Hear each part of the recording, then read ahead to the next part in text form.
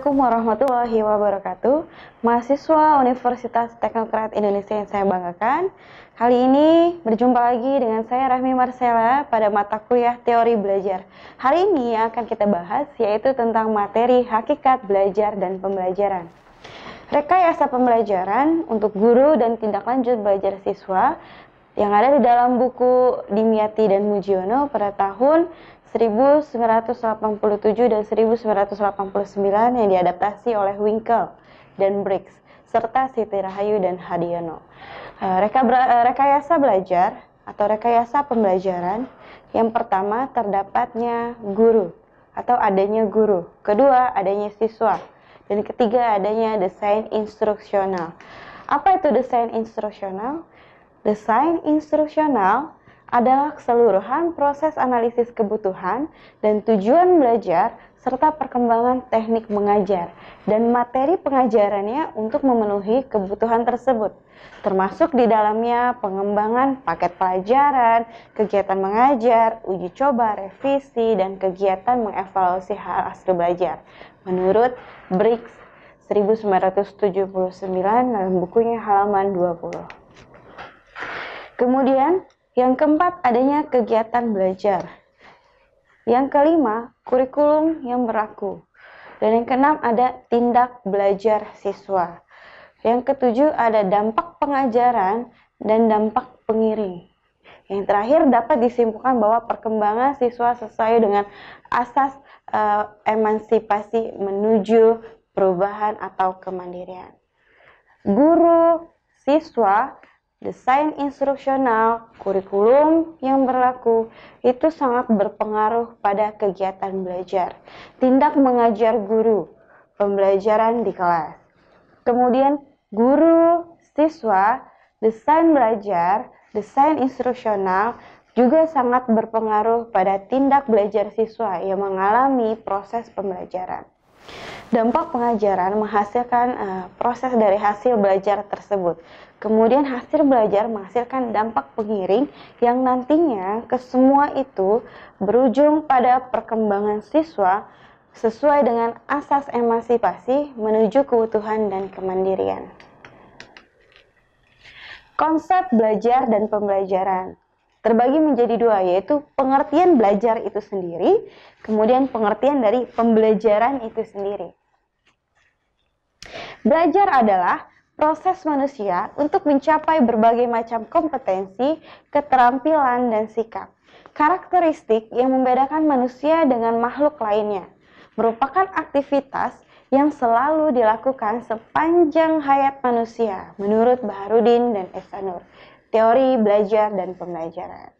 Sedangkan pengertian pembelajaran itu sendiri adalah seperangkat peristiwa-peristiwa eksternal yang dirancang untuk mendukung beberapa proses belajar yang bersifat internal, menurut Gagne.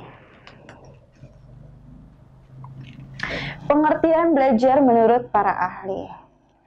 Menurut Hilgard dan Bauer, belajar merupakan perubahan tingkah laku yang menghasilkan situasi belajar, dan terakhir adalah pengalaman yang berulang, pengalaman yang diulang-ulang. Menurut Morgan, belajar adalah perubahan tingkah laku yang menetap dan terakhir menghasilkan latihan dan proses belajar itu sendiri. Menurut Gagne, belajar adalah proses pertumbuhan, kemampuan bertahan seseorang. Menurut Bailey dan Gradler, belajar merupakan proses develop dari proses belajar yang isinya adalah kompetensi atau kemampuan, skills atau keterampilan, dan attitude atau sikap. Menurut Sutikno, belajar adalah proses atau usaha yang memperoleh hasil dari pengalaman tersebut dan akhirnya berinteraksi dengan lingkungan sekitar. Menurut Hennig, belajar adalah development process atau perkembangan proses, pengembangan pengetahuan, keterampilan, dan juga sikap. yang menghasilkan interaksi antar sumber belajar. Elemen yang penting merincikan pengertian belajar. Yang pertama, adanya perubahan tingkah laku baik atau buruk. Tingkah laku tersebut kita lihat hasilnya adalah yang baik atau yang buruk, seperti itu.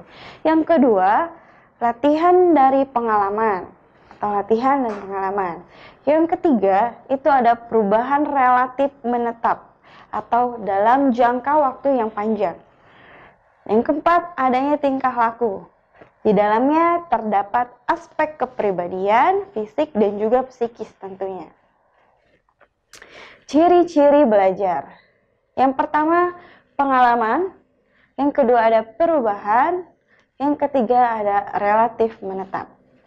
Perubahan bisa mempengaruhi pengalaman dan menghasilkan relatif yang menetap. Perubahan yang relatif menetap. Pengalaman. Apa sih pengalaman itu? Pengalaman dapat memberi penguatan dari latihan.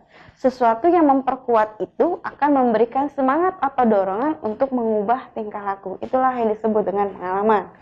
Perubahan. Perubahan tidak harus dapat segera diamati. Perubahan merupakan hasil dari latihan atau pengalaman itu sendiri.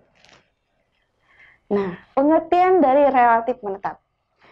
Bahwa perubahan yang terjadi karena belajar untuk waktu tertentu akan tetap dan tidak akan berubah-ubah. Prinsip belajar. Yang pertama ada pengalaman dasar. Kedua, prinsip tersebut harus jelas dan terarah. Ketiga, prinsip belajar sesuai dengan situasi yang problematis. Keempat, tekad dan kemauan yang keras. Yang kelima, prinsip belajar harus adanya proses bimbingan. Yang keenam, adanya latihan. Ketujuh, metode yang tepat untuk digunakan. Dan terakhir, ada waktu yang tepat. Sekarang yang akan kita bahas mengenai tujuan belajar. Yang pertama itu ada pengumpulan pengetahuan, di mana pengalaman-pengalaman yang sudah kita dapat pada proses pembelajaran, ilmu yang sudah didapat, itu akan memperoleh tujuannya. Yang kedua ada penanaman konsep. Dalam setiap pembelajaran harus punya konsep. Yang ketiga ada pembentukan sikap. Setelah kita mengalami proses pembelajaran, harus terbentuk sikap yang dihasilkan dari pengalaman belajar itu sendiri. Unsur belajar. Adanya tujuan, adanya kesiapan, adanya situasi pembelajaran, adanya reaksi kegagalan, konsekuensi, respon, dan terakhir ada interpretasi.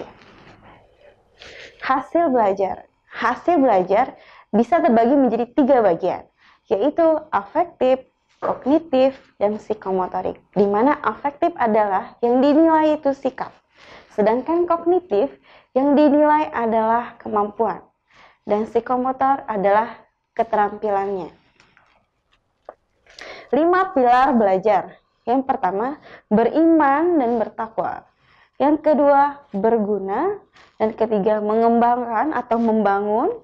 Yang keempat, melaksanakan. Yang kelima, ada memahami.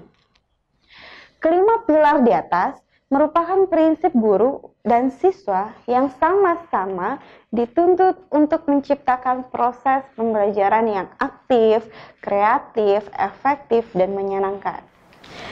Sekarang, kita akan membahas tentang pengertian pembelajaran. Kalau tadi sudah ada pengertian belajar, berarti sekarang pengertian tentang pembelajaran. Menurut beberapa ahli, pembelajaran dapat diartikan seperti berikut ini.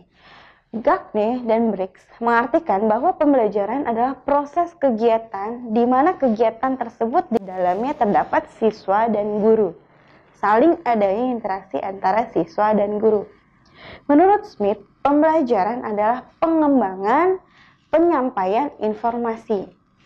Menurut Meyerso, pembelajaran adalah aktivitas atau kegiatan yang terfokus dengan kondisi yang ada. Menurut Carey, pembelajaran adalah peristiwa terstruktur dan terencana atau sistematis. Menurut Undang-Undang Nomor 20 Tahun 2003, pembelajaran adalah interaksi pendidik dengan peserta didik yang mana di dalam terdapat sumber belajar. komponen-komponen pembelajaran. Yang pertama adanya tujuan, yang kedua komponen materi, yang ketiga komponen kegiatan, yang keempat adanya evaluasi, yang kelima sumber, yang keenam media, yang ketujuh adanya metode. Di mana komponen pembelajaran ini biasanya tertuang atau tersusun pada rancangan perencanaan pembelajaran oleh guru. Sekian, itu saja materi yang dapat saya sampaikan untuk pembahasan tentang hakikat belajar dan pembelajaran. Assalamualaikum warahmatullahi wabarakatuh.